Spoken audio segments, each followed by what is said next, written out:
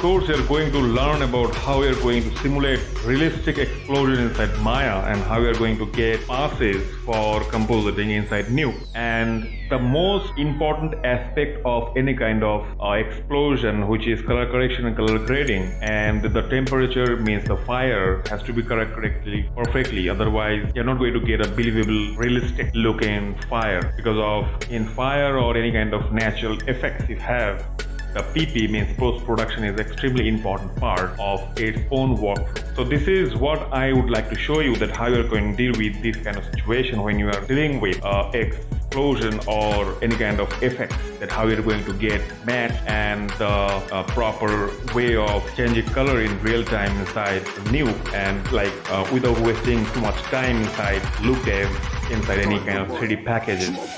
This is an extremely handy way to get believable and color corrected, color graded, and with realistic kind of glow in it inside Nuke.